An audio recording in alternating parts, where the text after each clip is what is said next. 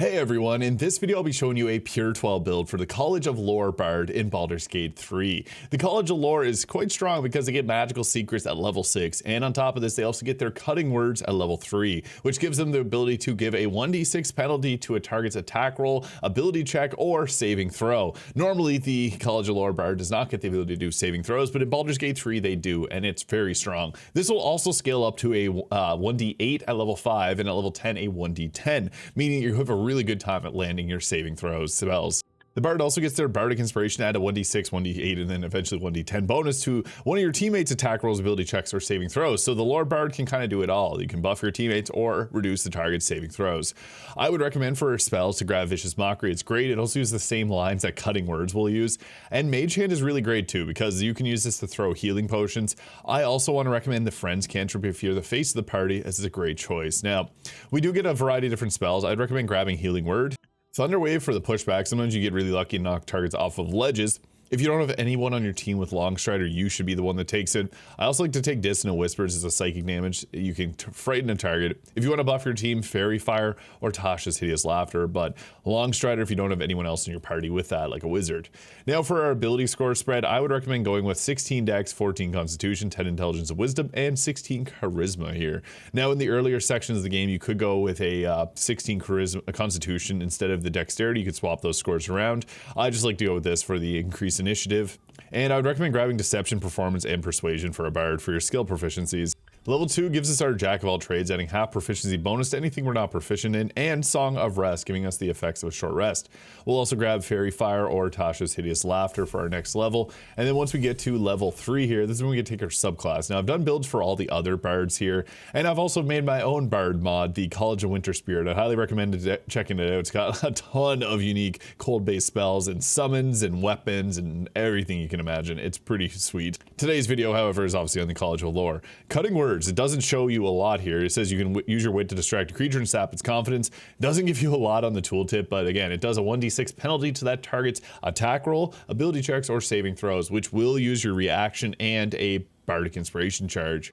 But in D&D's 5th edition rule set, they can actually do this on damage rolls, although it's probably better to not use it on damage rolls. We're using that typically on saving throws. Now, we can take a couple skill proficiencies. If you're the face of the target, take Persuasion and Performance.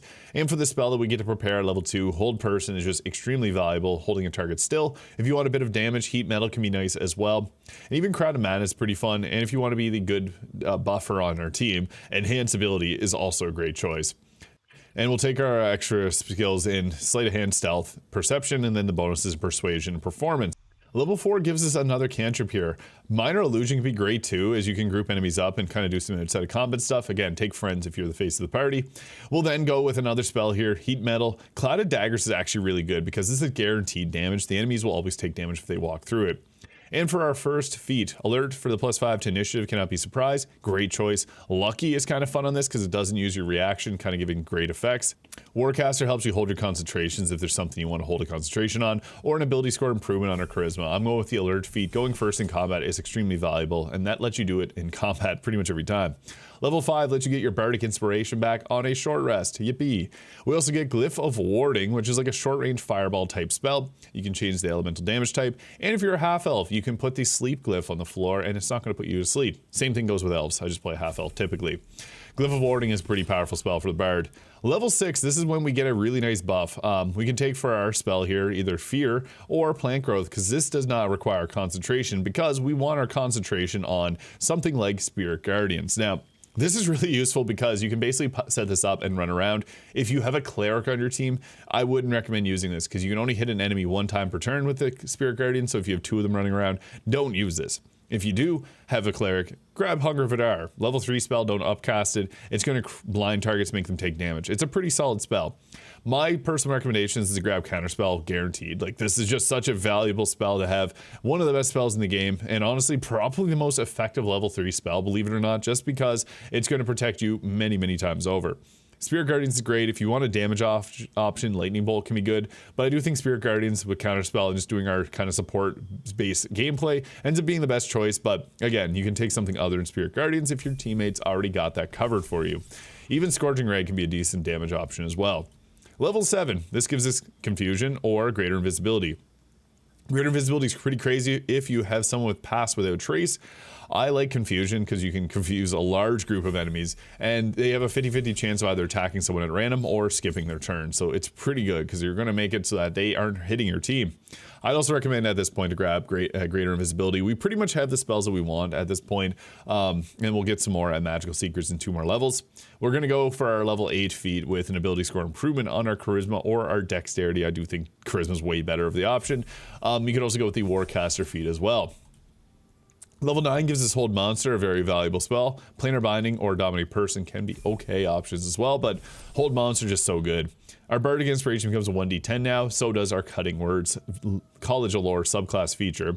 We also get another cantrip here. I guess we could take Light. If you have mods, do them. It's not really anything that we really want at this point. We'll take Dominate Person or Planar Binding there for our next spell. And Magical Secrets. In my opinion, Cone of Cold, and then taking the Water Elemental because they get their main punch. And the main punch applies chilled, so the target takes double cold damage. So that 8d8 becomes a potential 128 damage. That'd be the most overpowered combination. You could also go with something like Lightning Bolt if you want something a little different, Ice Storm, but and even Command can be pretty effective. But I do think that going with something like Cone of Cold is very valuable. And if you want to become a really good spellcaster, it's Cone of Cold and Lightning Bolt or Scorching Ray for some extra support there. Command, again, being so useful, but I like to go with this combo here. It's just going to be the most powerful combination. Conjure Elemental makes your team take less damage, so you're supporting them that way by reducing the amount of damage we're all taking as a whole. And also it's setting up cold damage. So if you have a caster in your team, like a sorcerer, they're going to be happy too. A wizard with Odaluk's Freezing Sphere, they're going to be happy. We're going to take our skill expertise in Deception and Intimidation there. Level 11, this gives us one of the best spells, Auto's Irresistible Dance, because what's good about this is actually you will always succeed the first time that you cast a spell, and then the target does the wisdom saves after.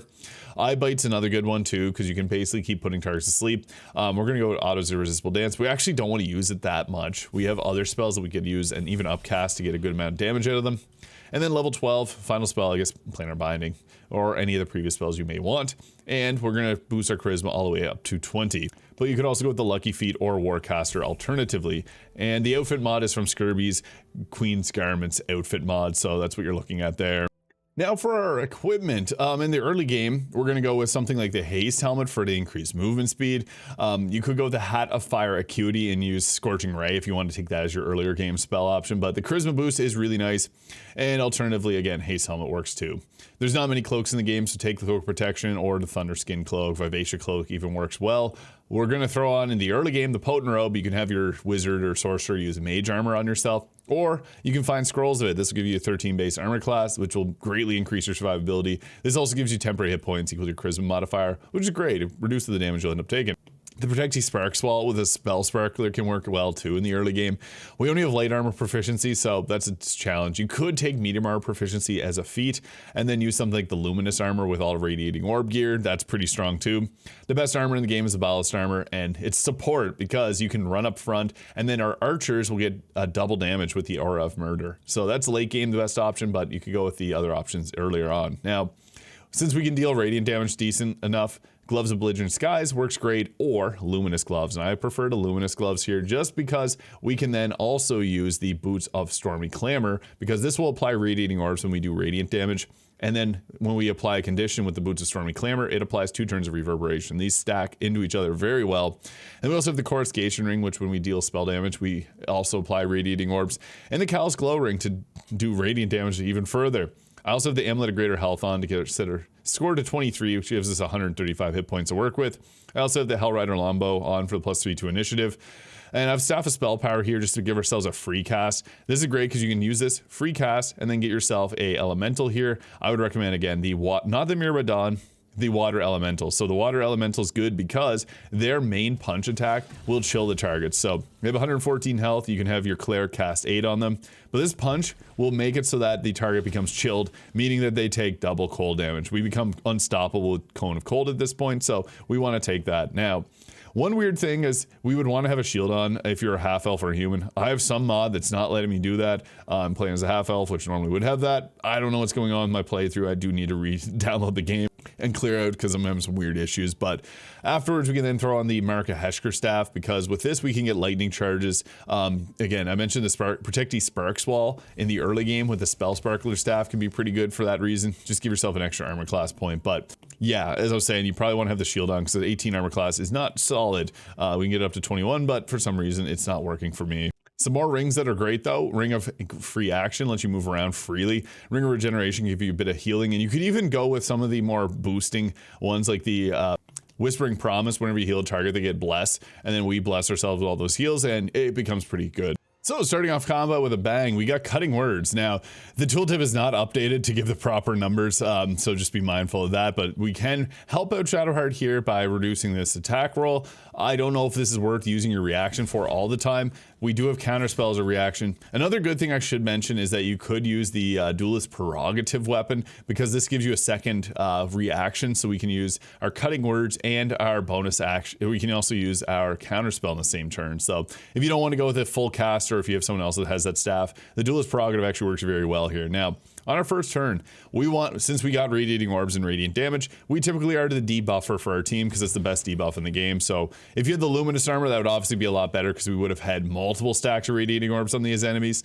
We don't currently. We just have a few stacks plus radiation or reverberation, so not super ideal, but our damage spells are either close range with Cone of Cold here. With our staff, we do have other spell selections, and even things like the Lightning Bolt if you took that from the class itself. This is going to be the best option because we're able to hit multiple, of course, counterspell. All right, that sucked. I'm just going to use Chain Lightning, just get rid of that stupid target there so we don't get counterspelled again. But we're a buffer, so we can use our Bardic Inspiration if we have a teammate that we want to be able to give a 1d10 bonus to. We can do that. We also have our Healing Word bonus action, so our bonus action economy is quite good. If you have Illithid abilities, you can also use those. Things like Mind Blast obviously being extremely powerful because they can also stack Radiating Orbs and also add on a stun. That target has 8 Radiating Orbs, so they're not hitting anything on that turn of combat. And if you can walk around, you can apply Spirit Guardians and the lightning charges. Oh, and I just blew up that guy, I didn't even realize. All right, here I'm actually gonna use the Cutting Words to protect Shadowheart. I love the lines that they say whenever you do that, so it's really fun. Yeah, we protected her, good stuff. Now I'm kind of in the worst case scenario here. I have Restrained and Spirit Guardian, so I can't actually move and do what I want to do with this. So yeah, we're kind of in a bit of a pickle here. Now, a lot of the spells here that I want to use are not in range. I used my lightning spells earlier. Cone of Cold is only going to hit 1 target, so it's not even worth using. Glyph of Warding is a decent choice because I can actually hit 2 targets at once with this, but we're immobilized, so yeah, that's all we have. 8 damage, and it broke that concentration. That's good enough for me. That's fine. I can't hit those targets over there, unfortunately, but what I can do is I can set up another glyph, so if they end up moving towards me, they'll get zapped by it. So I guess that's the way to go about this encounter right now. And bonus action heal. That's the thing. You're a good support, so if you need to heal another target, you can do that. Woohoo! We got ourselves someone that got hit with that. Perfect. Here again, we can protect Shadowheart with our Cutting Words. How flaccid this foolish foe. And we're no longer restrained, so yippee, we can actually run in there. And booyah, we got our Spirit Guardians off now. Cone of Cold is so good, I forgot to summon in my Elemental, which would have obviously boosted up our damage quite a bit. Cone of Cold, taking the lives of a couple more there. And then if you get in position, Cone of Cold can sometimes do a lot of good like that. So it is our best spell. As mentioned, actually, I don't know where my Elemental is. Oh, he's over here. Cool. Elemental would have been really useful there because he could go in and punch, and then they get dealt double damage from Cone of Cold. And you can also use your level 6 spell slot and even your free cast on that. Cone of Cold is great, especially with Spirit Guardians, because you got to get in close to use it. So that is probably the best choice if you're going for a full spell caster. And having counterspell is nice. You don't have to, though. You could go with Scorching Ray, as mentioned. Let me know your thoughts all in the comments. Hit the subscribe button below if this video is useful. I hope you guys all have a great day, and we'll catch you all in the next one.